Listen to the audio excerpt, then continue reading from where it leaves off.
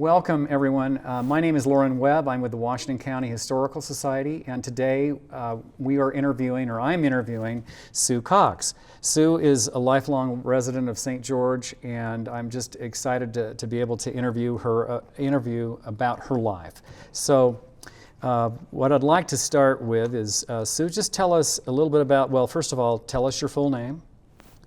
Well, Sue Cox. And where and when were you born? Do you know what? I was actually born in Cedar City in December of 1948. Okay. Who else was in your family? Well, at the time, I was child number 5. So we added after I was born. Okay. 3 more, so. And what were your parents' names? Elton Stout, my father. Berlin Wood Stout, my mother. Okay. And did other family members live nearby? You know, honestly, at that point, we lived in Canaryville. That's why I was born in Cedar City. So my parents were both originally from Hurricane.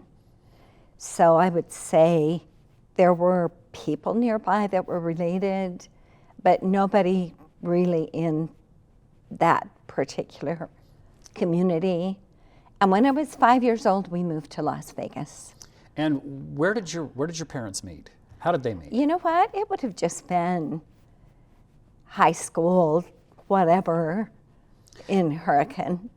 And what did your community look like outside of your family, living in Canaryville? What was that like? Well, I left there when I was 5. Okay. So I don't know. My community was my home. I had a brother, the oldest in our family. His name was Johnny, and he had spina bifida.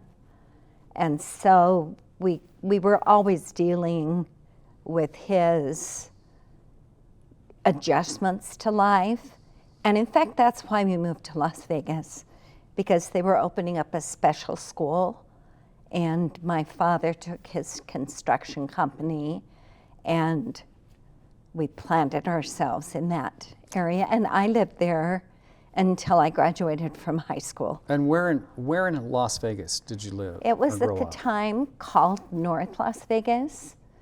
So now when you say North Las Vegas, they really, I think that frame of reference is a whole new area. Where I grew up was really kind of right.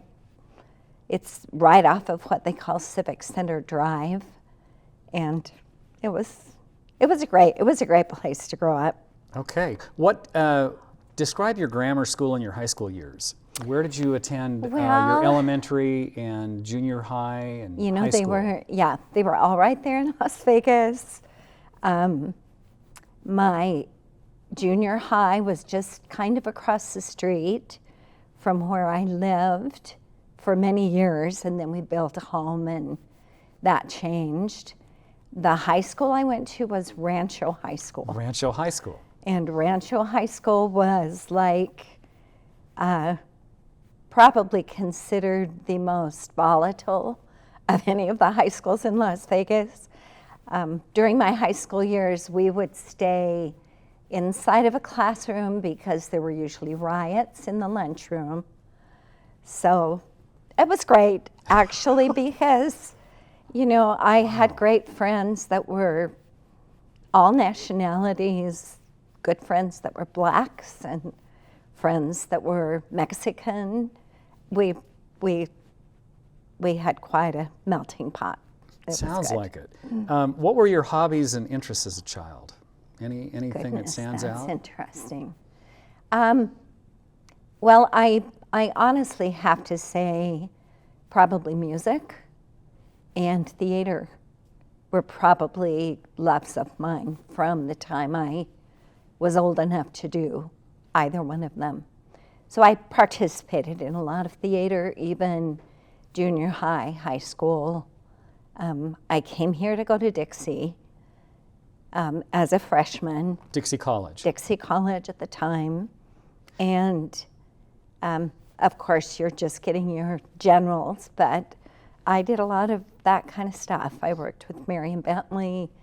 I did government things. I did church sorority things. It was awesome. What was it about theater that appealed to you?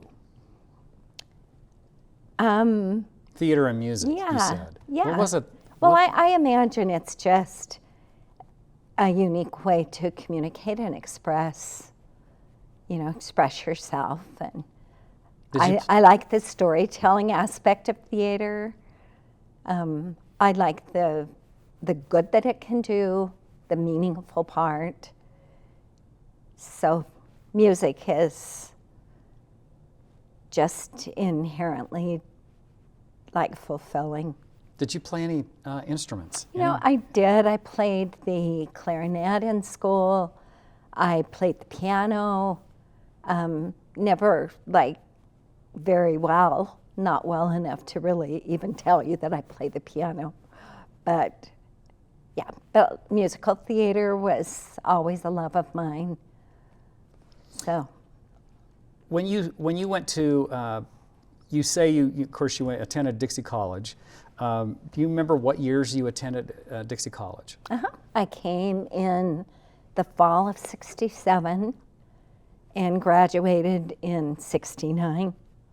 And did you graduate with an associate's degree at that time? Okay. Yeah. Were there any, you mentioned Marion Bentley, were there any other influential mentors? You know what? I think there were significant instructors at Dixie. I mean, you've got Andrew Barnum, who was just class act, amazing that he should land here. Like a world-class scientist. That's right, absolutely. Donna Parkinson, I did a lot of sewing and child development type stuff while I was here, weaving. It was fun. And she was an integral part of a lot of what I consider my best education here. And I understand you served an LDS mission. I did. So where did you serve, and what years did you serve, and what did you learn from your mission? So I left in June of 1972, returned in December of '73, and I served in Peru. At the time, Peru was all one mission. I don't know how many it is now, like 12 or something. It was great. It was a really awesome experience. But before I went, I graduated from BYU. Oh, okay. So you went to Dixie College, graduated with your associates, and then went to BYU. And went to BYU. And did you graduate with a bachelor's there? Or? Okay. I did, yeah. In what field? Elementary ed. And then you went on your mission? And then yes. Okay. I left just a couple of weeks after I graduated. What made you decide to go on a mission? I think for a girl, the motivation to go on a mission emanates from a feeling that it's something you're supposed to do. And I had had that feeling for many years. So I just knew that one day I would serve. My wife and I have been to Peru, and we love Peru. It's just it's an amazing awesome. area. It is. Describe how you met your husband, Mervyn Cox, and when you married. Well, you know what? I had returned from my mission, and my parents, who had previously lived in Las Vegas, about the time actually that I went up to Provo to go to BYU, they relocated to St. George.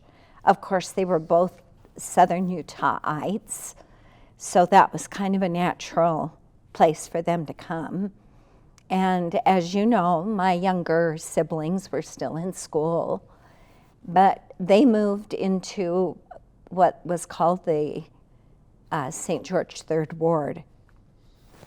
So I left on my mission from that ward, and when I returned, my husband was in that ward. He was probably in the ward when I left, but I didn't know him. When I came home, he was divorced, with 4 children. And I was heading off to California to teach in a bilingual school. That was kind of my trajectory. And we got lined up to see each other. And so we went out on a date, and it was kind of, the rest was history. That's so Yeah. neat. And the third ward, I mean, that's one of the original wards in the St. George state. For sure. And it's like basically around the Red Hill, would you say? Uh-huh. Okay. Yep. Okay, so describe any children, grandchildren, or great-grandchildren. Well, okay, so when I married my husband, he had 4 children. They were ages, when I met him, Jody, the youngest, was 3. The oldest, Dan, was 9. And they had each advanced a year by the time we got married. But we then added to our family. I had 8 additional children. So we've got 12 kids. I just barely was in Lehigh helping with my youngest son's new baby, and that was number 58 grandchild. Oh my gosh, that's so wonderful. So it's awesome. Okay. If you worked, where did you work and what were your duties? Did you work during that time, or were you pretty much raising family? Do you know what? It's interesting because when I came to Dixie College, you know, I had a couple of jobs. I worked with T. Lavoie Esplin in the school district. In the Washington County School District. Yes, that was just a day job for me. I waitressed at what was then called the Jolly King Restaurant, which was great. It was a great meeting place for a lot of people that I've, you know, cherished those relationships through the years. Yeah, and it was approximately between 500 and 600 East St. George Boulevard. On the south side. It was a very popular spot. Absolutely, yes. So we had a lot of the old regulars that, you know, that I got to know, and it was fun. Okay. So I worked there during some summer months, but then I also stayed 1 year and worked through the fall to earn money for my mission. Okay. What was your husband's occupation, and what experiences did you and your family have in relation to that occupation? Well, my husband was an orthodontist, so he had, you know, a very thriving practice at the time I met him. And he had been separated, basically divorced, for about a year when I returned from my mission. So I met him within like 2 months of returning, and then I never went to California. I just stayed here. And he had a very successful orthopedic... orthodontic orthodontic, excuse me. I said orthopedic, It's okay. I apologize. It's okay. Orthodontic, yes. Of course. And yeah, he was a very well-respected orthodontist, but also very much an entrepreneur.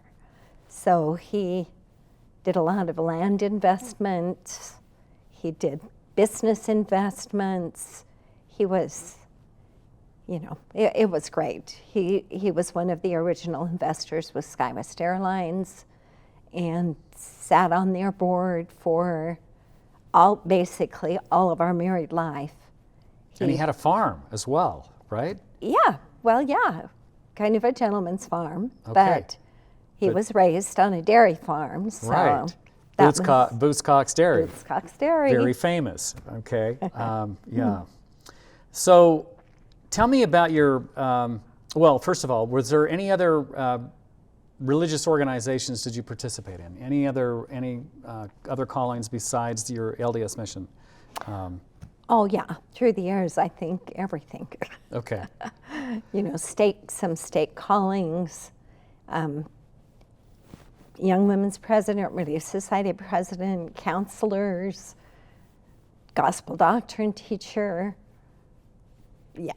Yeah. Many calls through the years. So tell me about your service with the Dixie College or Dixie State College and possibly Dixie State University. Sure. Apparently you served as on the advisory board. Right. Tell me about approximate years that you served and what were your duties and responsibilities. Okay, so to think of when I started with the advisory board, it was probably I can't remember for sure. It's okay. But probably in the late 90s. Okay. Started and on through 2001 or 2002. Okay. As they reorganized. So it was Dixie College. Time. So Dixie It was College Dixie up until College. Dixie College until 2000, and then Dixie State College. Right, both. Okay. Yes. Okay. So tell me about your duties and responsibilities. Well, you know what? It varied. It varied with the university president.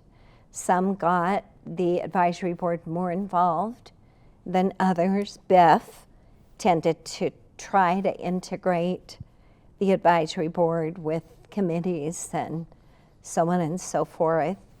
But we would meet twice a year, and there would be kind of a cooperative kind of brainstorming, trying to evaluate what's going right, what needs help, and all of those things. It was during that time that they brought the Innovation Center.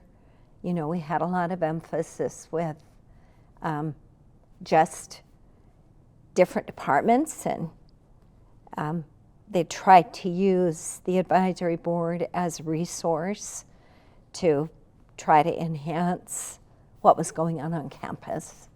Did you So it was good. Did the advisory board set policy? No, I don't Okay. think so. Okay. No, I think that's the Board of Trustees. Yes. So, of course, approximately, I don't know, 2018, 2019, the university changed its name from Dixie State University to Utah Tech University. Right. Do you think the name change from Dixie to Utah Tech was justified? Explain. Personally, I don't. And I was opposed because I felt like there was a bowing to the woke movement that was happening in our nation. And I felt like that was orchestrated, and we kind of fell into a manipulation there. Okay.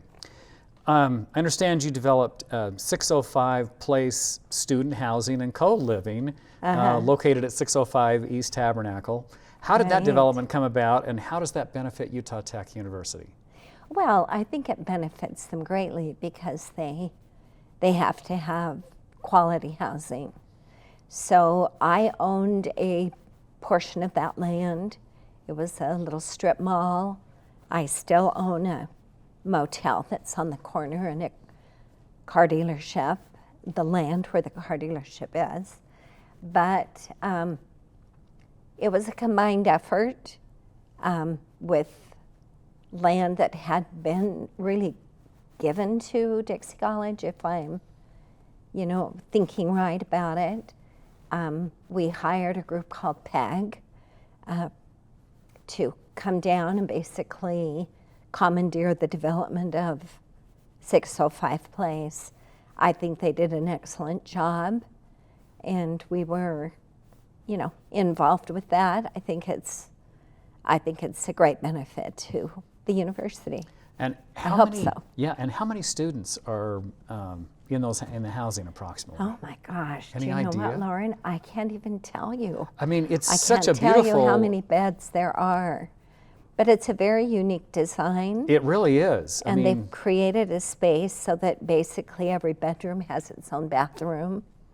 The common area spaces are just very well fit for that age group, and yeah, and it's been good. It's located right there next, like a block off of campus, so it's very Right. convenient for the students. Exactly. I understand that you were named to the Utah Tech University Hall of Fame in 2014 for fine and performing arts. How do you think that honor came about, and what does that recognition mean to you? Well, I mean, of course, I feel very honored that they would recognize me in that capacity. It was kind of on the heels of my husband being honored, you know, several years before, and I was pleased with kind of the little niche that they gave me with, you know, with that honor in the performing arts.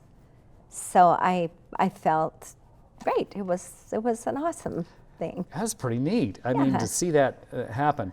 How did you become involved with the Tuacahn Center for the Arts Board, and what years have you served on the board? Well, okay, so I've really been there from the beginning.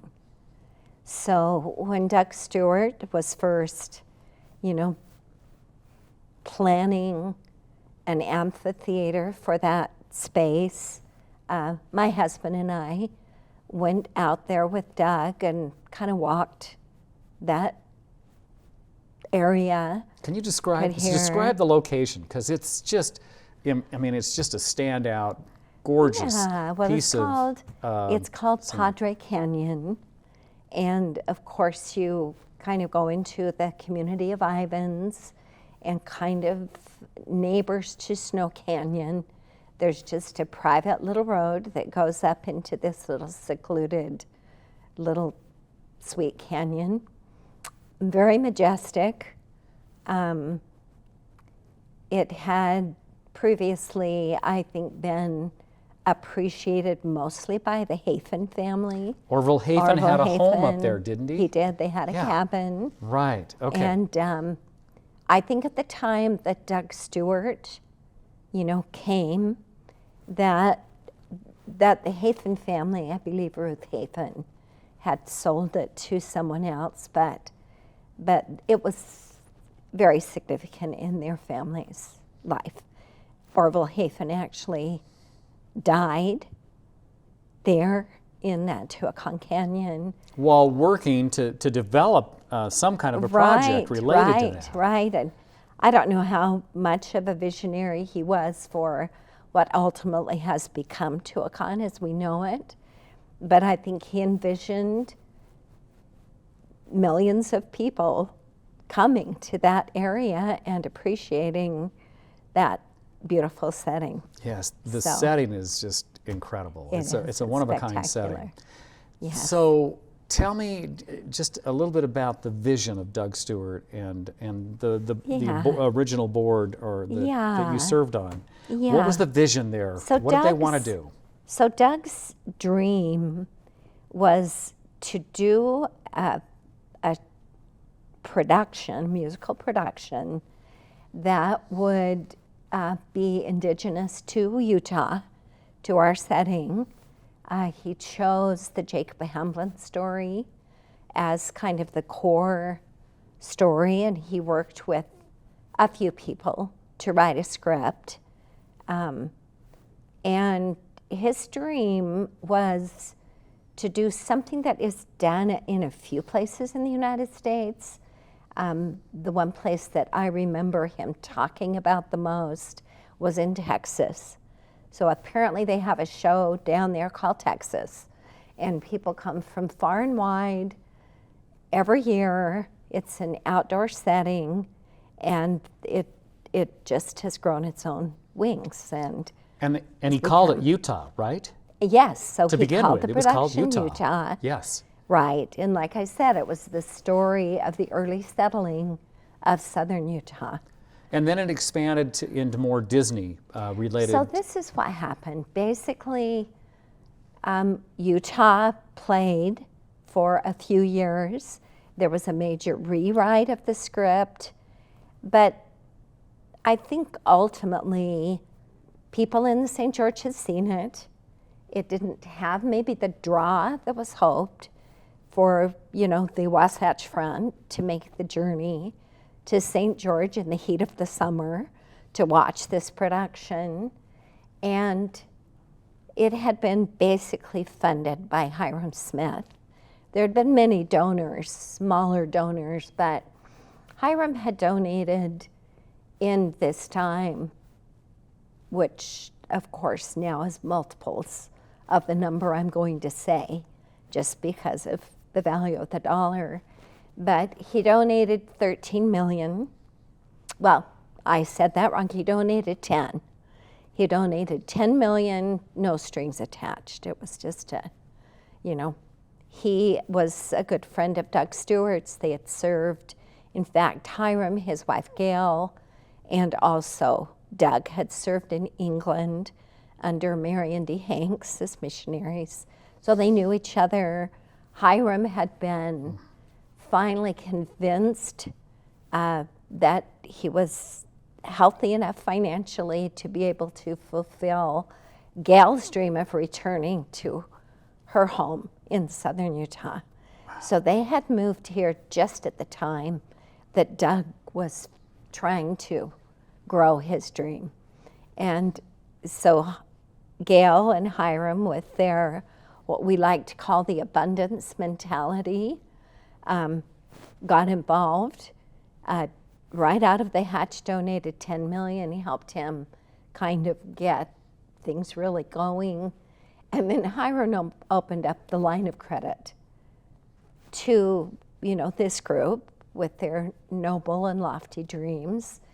And they ate into that an additional 13 million. So there was a huge investment on the part of Hiram. So when this project didn't quite take off, there had been a lot of money invested, not only in the development of the amphitheater, but also buildings. And the buildings were built basically to house a music school. Doug Stewart's wife, Mary, her father, I think, was an orchestra teacher. Their children were all very talented and well-educated in string instruments, and her dream was to create this outstanding music school. But none of that quite came together, which happens all the time with developments. So when the project for Utah was not working, they actually stepped away. Mary and Doug Stewart stepped away, and Hiram found himself with the bones of what would have been a school, a music school, and a theater, and quite an unfamiliar world. So Hiram wisely, I think very wisely, reached out to the community and said, I'm needing help. We need to try to make something of this. The question was, do we mothball it, walk away, lick our wounds, and, or do we try something else? And Hiram, of course, was a bigger-than-life personality, and he was, very resourceful. And he always said something to the effect, I hate asking people for money, but I'm just so good at it. Which was honestly, the greatest blessing for Tuacahn was that he was able to tap, acquaintances of his and significant individuals that could just give enough to help keep it afloat. And when did they start focusing on the Disney-related, so I'll tell you that story. productions? I'll tell you that story. Well, the thing that happened. And one other thing is, you're all a part of this too. You're witnessing this firsthand on the board too. Oh yeah, we were all in there with all fours, just trying to fulfill a mission that we felt Tuacahn was ultimately meant to fulfill. So, first of all, there were two efforts going on. I mean, we had all the buildings. Hiram had become a good friend with Gerald Sherritt, who was, of course, president Southern at Utah SUU. University. And so Gerald came down for a while, tried to help kind of see what could be done with that portion of the Tuacahn package. And it was kind of during that period that they decided to start a school. So they started the Tuacahn High School that would kind of keep those buildings warm, give them purpose, and see what could happen. So there was a great effort. It was the first charter school in the state of Utah, and it had some amazing people that helped, you know, to work those years that it was a school. And then on the theatrical side, we had actually approached the Eccles Foundation for some funding to kind of help us. And the information really that had been presented to the Eccles was, we think that we will maybe try some Broadway shows and to see what can happen. And it was really a grant that was offered by the Eccles Foundation, and they always do last monies in. That is just their modem. But they said to us as a group that we will give you $350,000 at the end if you try to bring Broadway to that stage. So we did. We ventured. And it became very successful. It didn't become immediately successful. It was a real challenge. I mean, it was almost 2,000 seat capacity, and we're trying shows that the productions were always good. You know, we had some fine people.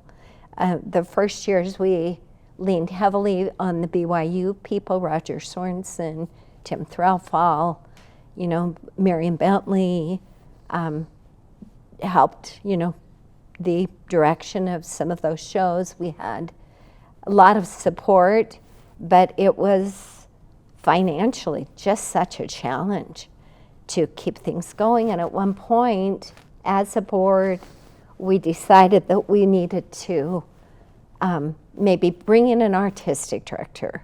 Well, and you had live orchestra at one point, right? Oh yeah. I mean, live We've band. always had live You've always orchestra. had that. Okay, because I loved that. we I thought that was currently- just such a plus. Well, People love that. It is, and it's a very under-recognized component of Tuacahn, because honestly, our orchestra is one of the very best in the nation. At a time when so many people are going to record it, you know, really because of economics, we've maintained this phenomenal orchestra that has, it's worthy of comparing any orchestra anywhere. It's Okay, great. and then you talked about an artistic director, or what was that? Yes, so we Okay. decided that we should bring in an artistic director.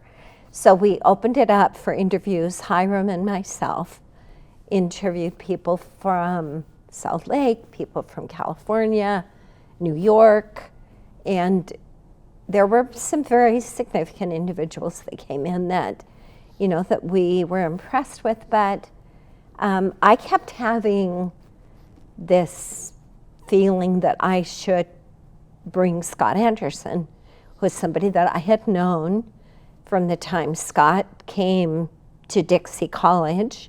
He was in a production of Oklahoma with my sister. Do you know that he did the 1776, which did. was at Dixie College. Absolutely. When I was there, and it was superb. It I mean, it was just so good. It was so good. Oh, it was so And that good. group of young men that Scott performed with in the 1776 was just almost never to be replicated at a junior college. They were they were phenomenal. Yeah, and then he did the best 2 years. and Right, that- he had done the best 2 years film. I had watched some productions that he'd written actually at BYU, and my sister had performed, so I, was able to kind of track Scott Anderson. And he had been over at the Triad Center in Salt Lake. I had taken my family there to watch a production of Annie that he had directed. And to watch and understand kind of the theatrical sense that I knew Scott had, I just felt like he was one of these really remarkably gifted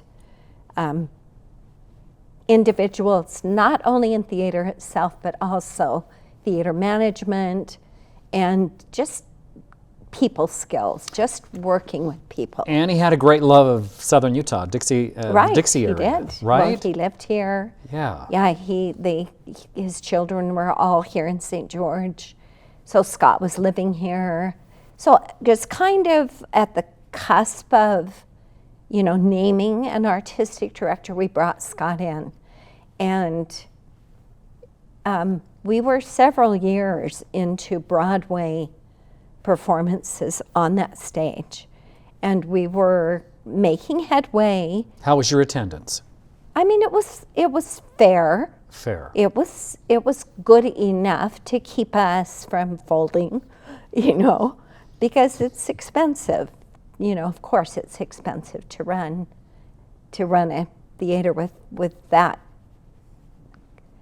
I guess, those demographics. We're a big stage, the sound, the stage, the lighting, all of it is a little overwhelming. Were the actors paid or non-paid, or was there a You part of both? We started the equity actors. I think early on we did pay, but it was quite nominally, and it might have been for people coming from long distance, but we still had responsibility for housing and a lot of things like that. But when we entered the professional realm, which we were doing somewhat, but when Scott actually was hired to be the artistic director, of course, then everything was on steroids, and it was a delight to watch the evolution. The attendance took off. This was kind of the story, so I'll ease into it. I just love hearing the story. So the thing that happened, we hired Scott, and he was so able to work with our professionals that came from New York. He was able to kind of speak a common language, garner their respect, work with these seasoned actors that started coming, and created a kind of a new premise of theater at Tuacahn. It was like one of the delights of our existence to have been awarded Les Mis. Okay, so we did Les Mis. And that was huge. That was huge. That was yes, huge. Yes. And you did Phantom of the Opera. No. No. Phantom of the Opera has never been done by a regional theater. Okay. Yeah, one day we hope we'll get Okay, Phantom, you hope to. But you did Les Mis. But we did Les Mis. That's huge. And it was early on, after they had closed it on Broadway. There had been a few theaters that had done it, but we did it. We have a long season. At that point, we start in June, and we go through October. And with the show as appropriate for our audience as Les Mis is, we were able to bring more revenue to that royalty house than any other group in the United States. That's so incredible. We created this amazing record to begin with. And ultimately, it was that record that we created with Les Mis that catapulted us to be able to establish this amazing relationship with Disney. So what happened basically, Scott had his eye on Tarzan. Tarzan had been produced on Broadway. Phil Collins had written new music for it. Tom Schumacher, who was over Disney Theatrical, was so excited, you know, and it bombed. It did not do well on Broadway. I believe Tarzan personally, bombed on Broadway. it did. Wow. I believe it was because they made it too technical and lost some of that deep heart that you really need in that production. And it closed. So there was Disney, you know, licking its wounds with, you know, that failed production. It had gone over to Europe. It was playing actually in Holland, which is where Scott had served his mission. So he was familiar there and familiar with their language. And it was playing in Germany. And it was, you know, successful in those arenas. And at the time, Disney was not too sure what they wanted to do with this. They were, you know, shy to just let it out to some group. And so Scott took the record to them of our success with Les Mis, and he convinced them that they should let us try that production And in our setting. was he asking for any kind of revisions or anything? You know what? Any changes? Yes. Oh, yes. I think Okay. it was workshopped, definitely by Scott. And Scott has such a great sense of what works in theater. That's always a blessing, too. I don't care who you are, you know, Yeah. Disney or Right. anyone. So yes, he did. And he did. Scott directed it. It was amazing. It was an amazing production. Yeah, it was. Very unique. I remember going to it. Yeah. And we loved it. You know, Yes. I mean, every show I went to, I loved. Absolutely. Practically, I think. And it is the truth. Tuacahn is, yes, it's living up to a standard. That It is. is It's just, living up to that standard. So So when they did that before we production, before we get all, Yes. you've got to tell me about got to talk about the water feature. oh yes, well you know what? It's interesting. But anyway, because- let's go back to the. Okay, let's go back to this. and Yeah, then just I'll stay talk with about the this. water feature. I just don't want to forget about the water Exactly. features. So he actually produced this amazing show. You know, we were able to bring Tarzan in from the canyon, which was just so amazing and effective. And we had just a cast that brought the heart and soul to that story.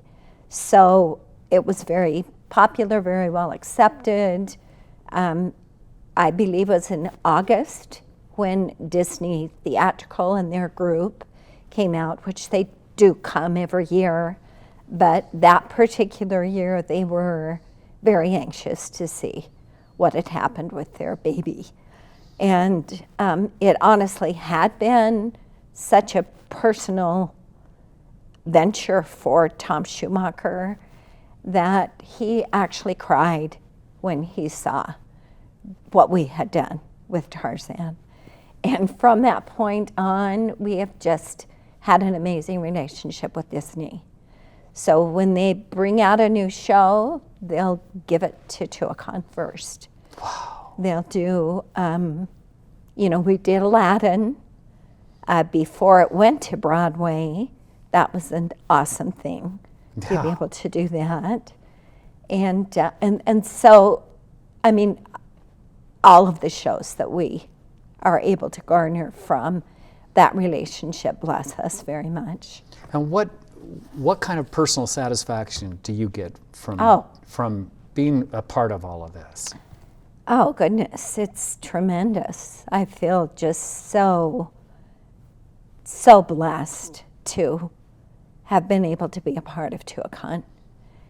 And I feel like to have watched the kind of progress of the quality of production that we do, and the ability we've had to kind of hone the content and messaging of the productions to be true to what we consider a very sacred mission. Okay.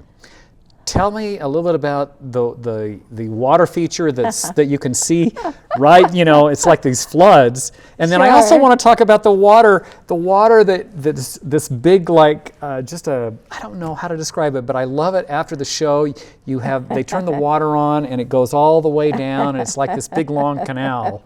And it's just so calming and such a neat, I don't know, it's a neat aspect. Well, I'm glad you're asking, Lauren, because I believe that, you know, for the latter, for, you know, the design of the Tuacahn premise,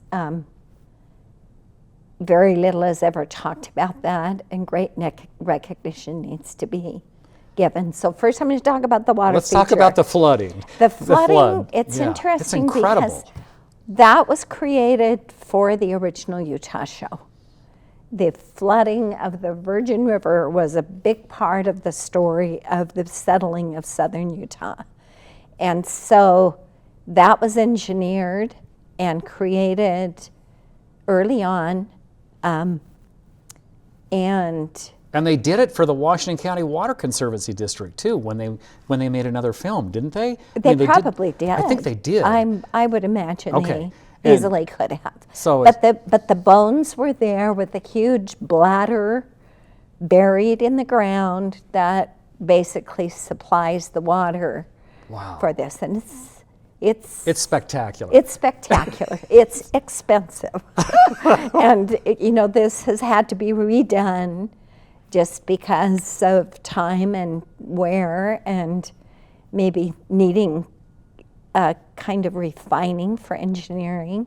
Well, who came up with the idea for the canal? It goes all the way out there. Okay, so that's of course 'cause separate. That's so cool. So you know what? The design work for all of that was done by David Trueblood. David Trueblood. Was he an architect or He was a landscape architect. landscape? Okay. David Trueblood was the son of Eldine Trueblood. They have both passed away now, but Eldine, of course, is known for her sculpting. Yes. She brought to this community the Art in the City program that we all Enjoy. benefit from. Yeah. And her son David really got the lion's share of her artistic talent and took it in the direction of landscape architect. And he basically created what we see with that, I don't know if you'd call it a river or that water feature that, Yeah. you know, that is in the center of Right. that whole parking lot and everything, and all of that setting as you first drive into Tuacahn and you see, you know, the faux rock that says Tuacahn and that area. That's all David Trueblood. It's just Just amazing when you come in there. It's just everything. It kind of is captivating, and then, you know, you get the food that you buy is kind of cool. You know, the nuts and I don't know. It's just everything just feeds onto that, and it's just the atmosphere. The atmosphere is great. It is, and a lot of that credit needs to be given to Kevin Smith, you know, who's been the CEO there for so many years. It was, you know, after kind of the Doug Stewart thing happened. Right. Then Hiram brought his nephew in, and that was Kevin. Okay. And he was just young enough to not listen to everybody who said, "Oh, you can't do this and you can't do that," and just did it anyway. Right. Is there anything else about Tuacahn that I haven't asked you? Well, you know what? I think something about Tuacahn that is noteworthy is the incredible talent that we've been able to bring in. I mean, we brought in Stephen Schwartz when we did The Prince of Egypt, 5-6 years ago. Stephen came thinking he'd spend a few days in St. George. Do you know who Stephen Schwartz is? So Stephen Schwartz has a lot of credits behind his name, but you will probably most recognize Wicked.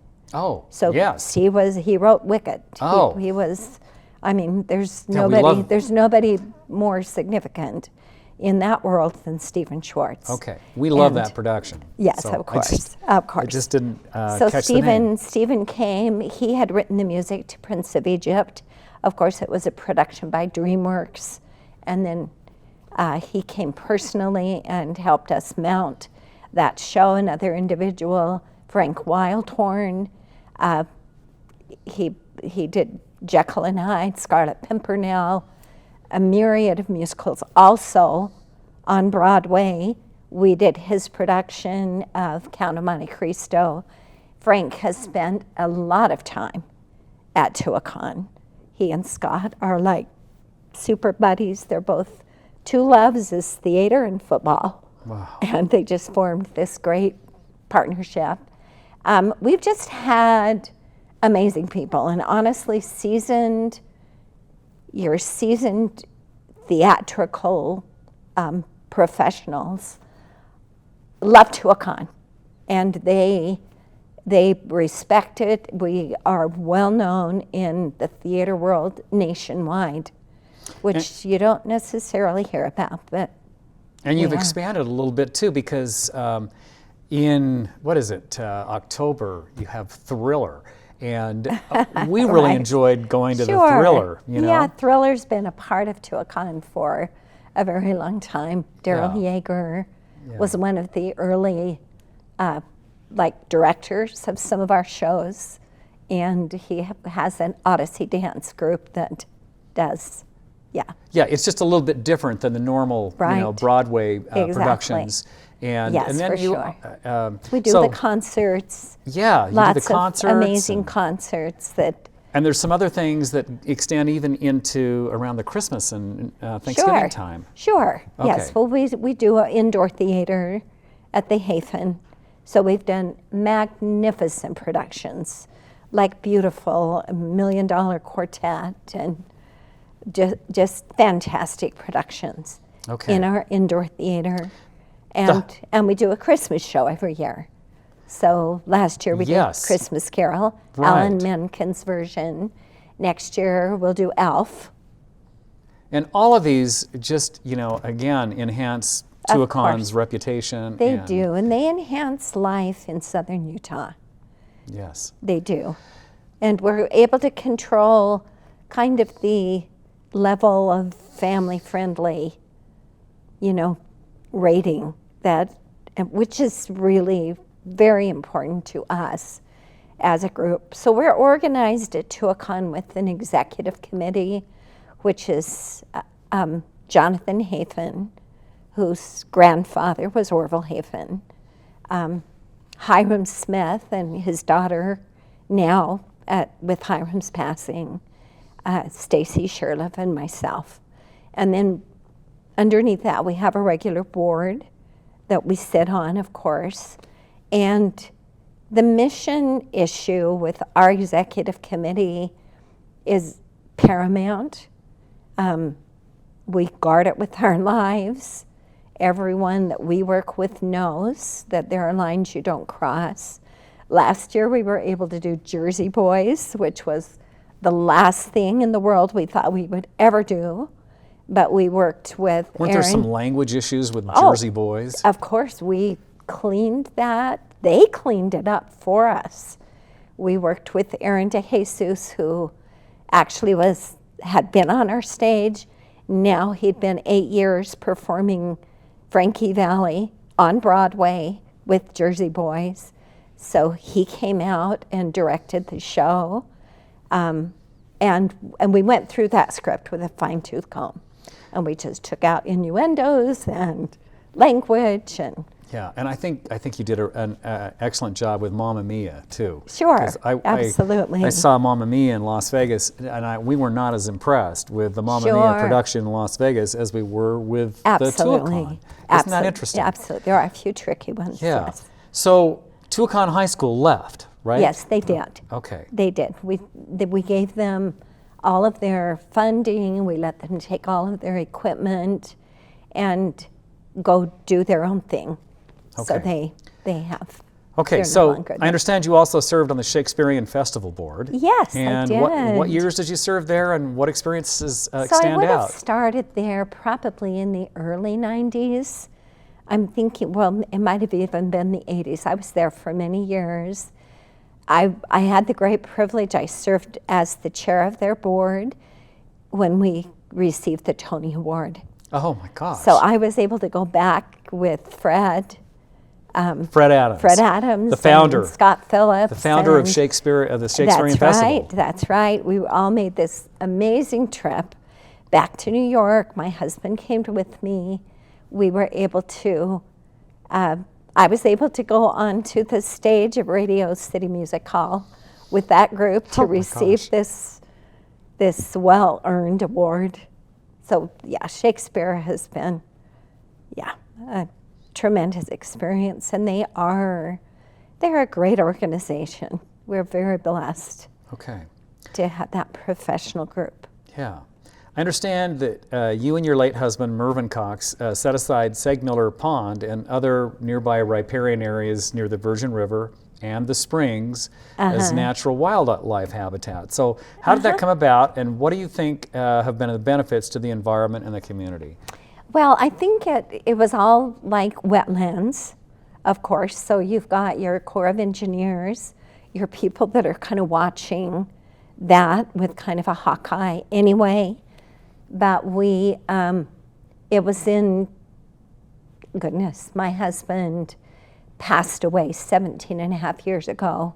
So it was, maybe 30-ish years ago that attention to that kind of zoning and future of that area was really addressed.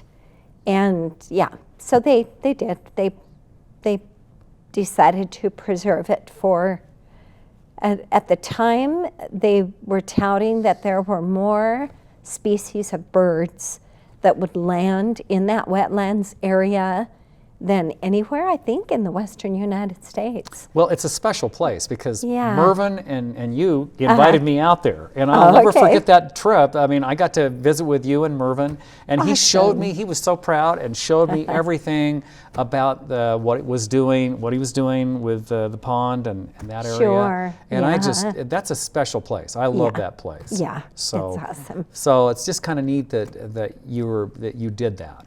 Sure. I understand you were also involved with developing the reserve subdivision that's not too far away, next to where you reside. So can Yeah. you describe the theme or purpose as well as the acre size and the lot sizes of the subdivision and the Okay. benefit that it provides to the community of St. George? Well, that's an interesting way to pose that question, Lauren. We had built our home there. We sit on 3.5, 4 acres. And we owned all the land. It was farm ground. We raised alfalfa for years. But that had sort of lived its life. And honestly, the impetus for developing the land was twofold. For me, I wanted to preserve the value of my home. I didn't want it to be sold to developers because developers traditionally will come in and make the lots as small as they can because they make more profit with smaller lots. And I wanted homes that would be complementary to the home that we had built. And so that was number one. But number two was that we owned that land as a family. And I've got 12 kids, and I didn't want 12 kids having to go through the battle of aligning their wills and vision of the future.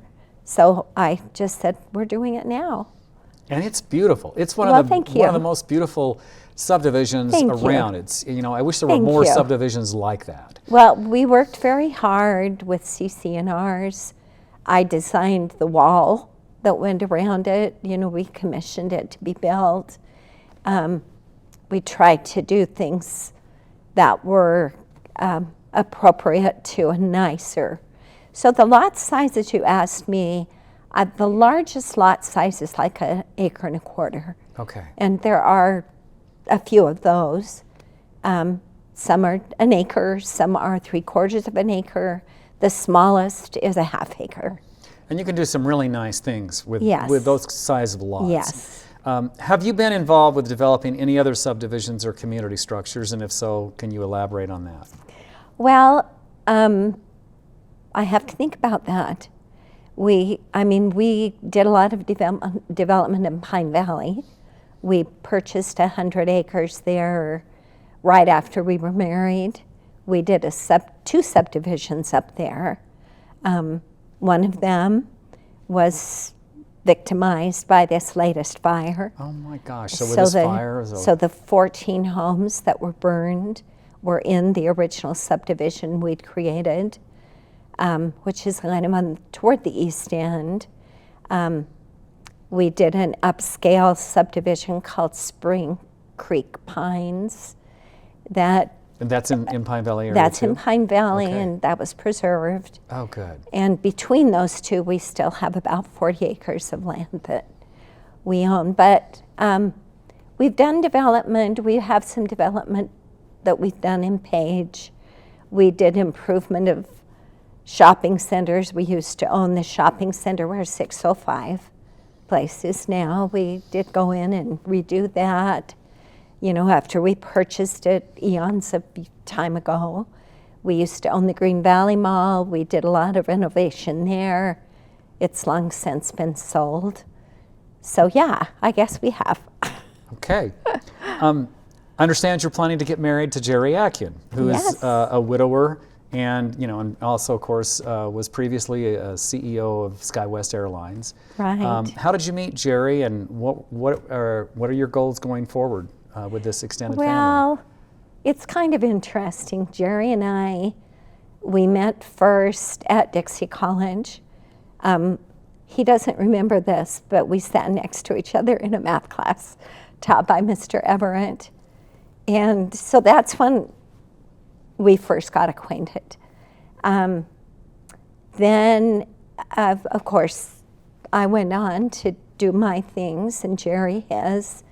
But Merv, like I said, was an original investor in SkyWest. Right. At the time, Ralph Atkin was putting a group together, but things didn't go so well with that original, effort, and so they decided to bring now Jerry to come down. So Jerry came. He was married to Carolyn, and Merv served on the board, of SkyWest. So he worked closely with Jerry for all of those years. And Carolyn and I became very close friends. Carolyn was one of my dearest friends. And she passed away. And she passed away last September. Last September. Yeah, quite Yeah, I'm so sorry. And timely what a, and what a great loss, sad. Very much so. So Very as you look back heartbreaking. over your life, what would you like to be remembered for?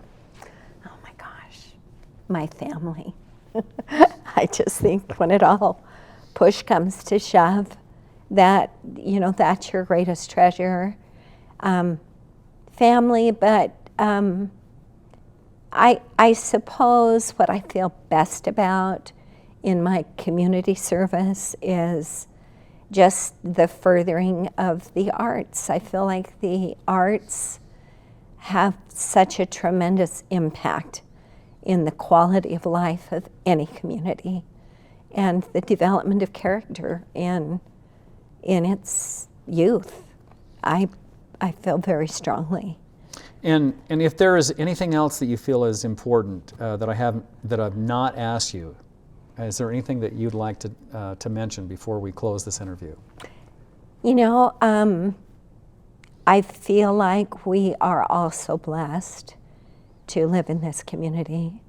I feel that there is an atmosphere here with people that care deeply, have great rooted values. You feel the influence of the pioneers who originally settled this area. And I just think the debt of gratitude that we owe to them for the sacrifices they made to create kind of a foundation for us to build an amazing community just cannot be overstated. Yeah, I would agree with that. Thank you so much, Sue, for taking the time to be with us here today. We want to thank all of you for listening in. Again, this is our interview. Oral history interview is sponsored by the Washington County Historical Society, and we want to also thank the Community Education Channel Studios for providing these facilities for this interview. And until next time, thank you so much for joining us.